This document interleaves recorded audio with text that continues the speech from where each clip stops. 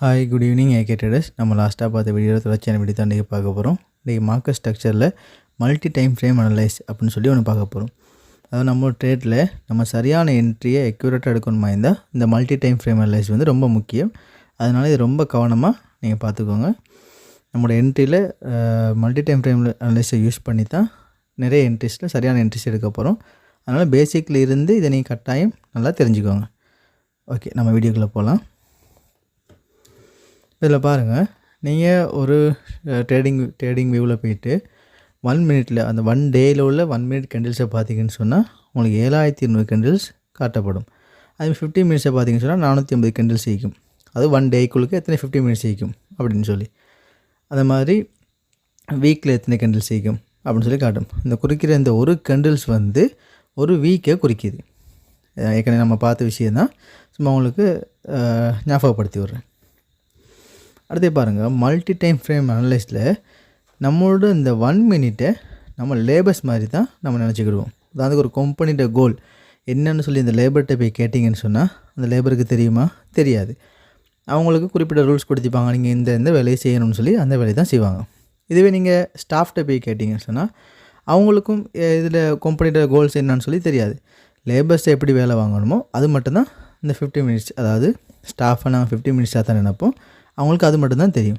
இப்போ மேனேஜர்ஸ்ட்டை போய் நீங்கள் கேட்டிங்கன்னு சொன்னால் அவங்களுக்கும் குறிப்பிட்ட டிரெக்ஷன் தான் தெரியும். இந்த இடத்துக்கு போகணும், ஸ்டாஃப் எங்கே போக வைக்கணும், லேபர்ஸ் எங்கே போக வைக்கணும், இந்த வேலையை செய்விக்க தெரியும். அந்த மாதிரி சின்ன சின்ன கோல்ஸ் தான் இந்த மேனேஜர்ஸ்க்கும் தெரியும். இப்போ அல்டிமேட் மெயின் பாஸ் யாருன்னு சொன்னால் வீக்கு என்ன சொல்கிறாரோ அதைத்தான் இந்த டே 50 மினிட்ஸ் 1 மினிட்ஸ் எல்லாமே செஞ்சுக்கிட்டு இருப்பாங்க. அதாவது வீக் வந்து அப் ட்ரெண்டில் போகுதுன்னு சொன்னால் இந்த இடத்துல 1 மினிட் என்ன செய்யும், இங்கே சின்ன கரெக்ஷன் இருந்துக்கிட்டு இருக்கும். அப்போ நீங்கள் 1 மினிட்டில் போய்த்து செல்லில் ட்ரேட் பண்ணிட்டீங்கன்னு சொன்னால் ஒரு டைமில் அது என்ன செய்யும், பை ஆகிடும். ஏன் பை ஆகுது? இங்கே பெரிய போஸ்ட், மெயின் போஸ்ட்டு வீக்கிட்ட ரூல்ஸ், வீக் என்ன செய்கிறாரு, அவர் கோலை நோக்கி அப் ட்ரெண்டில் போயிட்டுக்கிறாரு. அப்போ அந்த டைமில் நீங்கள் 1 மினிட் டைமில் போய்த்து நீங்கள் செல் பண்ணிட்டீங்கன்னு சொன்னால் அது உங்களுக்கு லொஸில் தான் போய்த்து முடியும். அதனால் எப்போவுமே ட்ரேடர்ஸ் நீங்கள் இந்த சின்ன டைம் ஃப்ரேமில் போய்த்து மாட்டிக்கிட்டாங்க. நம்மளோட ட்ரேட்டில் சரியான என்ட்ரி எடுக்கணுமா இருந்தால் இந்த மல்டி டைம் ஃப்ரேம் அனலைஸ் முக்கியம். அதாவது பொஸ் என்னத்தை நினைக்கிறாரு, என்ன சொல்கிறாரு, அதை நம்ம கண்டுபிடிக்கணும். அதுக்கு இந்த 1 மினிட் என்ன வேலை செய்ய போகிறாங்க அதை கண்டுபிடிக்கணும். பொஸ்ட மைண்ட் செட்டுக்கு தக்கன இந்த 1 மினிட் இவங்களுக்குள்ள தொடர்பு ஈக்காது. ஆனால் இந்த பொஸ்ஸை எதை நோக்கி போகிறாங்களோ அதை ஆட்டோமேட்டிக்காக இவங்க 1 மினிட்டில் உள்ளவங்க செஞ்சுக்கிட்டு இருப்பாங்க. அதை நம்ம கண்டுபிடிக்கணும். கண்டுபிடிச்சோம்னு சொன்னால் நம்ம ட்ரேட் எடுத்து கொள்ளலாம். இப்போ எக்ஸாம்பிள் நீங்கள் பாருங்கள், இந்த இடத்துல ஹையர் டைம் ஃப்ரேம், அதாவது நீங்கள் ஒரு 4 ஹவராக இதை எடுத்துக்கிடுங்க. 4 ஹவர் சார்ட்னு வச்சுக்கோங்களேன். 4 ஹவர் இப்படி பை ட்ரெண்டில் போகுதுன்னு சொன்னால் அதில் lower time frame 50 minutes chart எடுத்துக்கிடுங்க. 50 மினிட்ஸ் எப்படி போகும்? Higher time frame 4 hour buy ட்ரெண்டில் போகுதுன்னு சொன்னால் அதுக்குள்ளுக்குள்ளே 50 மினிட்ஸை பாருங்கள், அது சின்ன சின்ன ஹைஸ் அண்ட் லோவர்ஸை க்ரியேட் பண்ணி இப்படி தான் போகும். இதுதான் மல்டி டைம் ஃப்ரேம் அனலைஸ். நடக்கிற விஷயம் ஒன்று தான். பொஸ் எதை நோக்கி போகிறாரு, இந்த லெக்கை நோக்கி போகிறாரு. ஓகே, அப்போ இடையில் உள்ள சின்ன லோவர் டைம் ஃப்ரேம் தான் சின்ன சின்ன அப்ஸ் அண்ட் டவுன்ஸை கொடுத்துட்டு, ஆனால் என்ன அப்ஸ் அண்ட் டவுன்ஸ் அவங்க கொடுத்தாலும் பொஸ்ஸு கடைசியில் எங்கே போகணும்னு நினைக்கிறாரோ அந்த இடத்துக்கு தான் போய் சேருவாங்க. இதை நம்ம கண்டுபிடிக்கணும். என்ன செய்கிறாங்க, லோ டைம் ஃப்ரேமில் உள்ளவங்க எதுக்காக வேலை பார்க்குறாங்க நம்ம கண்டுபிடிச்சோம்னு சொன்னால் நம்ம ட்ரேடில் ப்ராஃபிட் பார்த்துக்கொள்ளலாம். இப்போ எக்ஸாம்பிள், நீங்கள் வந்து ஒரு ஜாப்பில் வேலை செய்கிறவங்களாம் வைக்கலாம், இல்லை ட்ரேடிங்கே ஜாப்பாக செய்கிறவங்களாம் வைக்கலாம். இப்போ நீங்கள் உங்களுக்கு அடிக்கடி சார்ட்டை பார்த்துக்கொள்ள இயலாதுன்னு சொன்னால் நீங்கள் இந்த டைம் ஃப்ரேமை செலக்ட் பண்ணிக்கிடுங்க. அதாவது நம்ம ட்ரேட் எடுக்கிறதுக்கான டைம் ஃப்ரேம் எப்படி அனலைஸ் பண்ணுவோம், எந்த சார்ட்டை பார்த்து எதில் என்ட்ரி அடிப்போம். இப்போ நீங்கள் இந்த சார்ட்டை நீங்கள் செலக்ட் பண்ணிங்கன்னு சொன்னால் 50 மினிட்ஸில் நீங்கள் என்ட்ரி எடுக்கக்கூடிய மாதிரி இருக்கும். அது மந்த்தில் அனலைஸ் பண்ணுவீங்க. இப்போ ஒரு டேக்கு வருவீங்க, டேயிலேருந்து 4 ஹவர் போவீங்க, 4 ஹவர்லேருந்து 50 மினிட்ஸ் போவீங்க. 50 மினிட்ஸில் உங்களோட என்ட்ரியை பிளான் பண்ணி கொள்ளக்கூடிய மாதிரி இருக்கும். நீங்கள் 1 மினிட்டுக்கு போக மாட்டீங்க.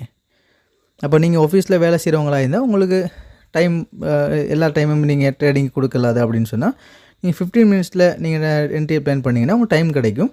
அப்போ நீங்கள் மற்ற ஜாப்ஸையும் பார்த்துக்கொள்ளலாம், இந்த வேலையும் செய்யலாம். 1 மினிட்டை பொறுத்த வரைக்கும் நீங்கள் 1 மினிட்டில் என்ட்ரி எடுக்கணும்னு பார்த்தீங்கன்னா டேயில் இந்த 4 ஹவர் பார்ப்பீங்க, 4 ஹவர்லேருந்து 50 மினிட்ஸ், 50 மினிட்ஸ்லேருந்து 1 மினிட்டில் போய்த்து உங்களோட என்ட்ரியை பிளான் பண்ணி கொடுவீங்க. அப்போ இந்த 1 மினிட்டில் உள்ள விஷயம் எப்படின்னா டக்குன்னு நீங்கள் ட்ரேட் எடுக்கக்கூடிய மாதிரி இருக்கும். திடீர்னு இப்படி சோக்கை எக்ஸ்பீரியன்ஸ் பண்ணோடனே 1 மினிட் தானே குயிக்காக ஓடுமே, டக்குன்னு நீங்கள் என்ட்ரி எடுக்கக்கூடிய மாதிரி இருக்கும், சார்ட்டை பார்த்து கிடைக்கக்கூடிய மாதிரி இருக்கும். அதனால் 15 மினிட்ஸை பொறுத்த வரைக்கும் கொஞ்சம் டைம் எடுக்குமே. ஒரு கேண்டில்ஸ் மூவ் ஆகிறதுக்கு 15 நிமிஷம் எடுக்கும்.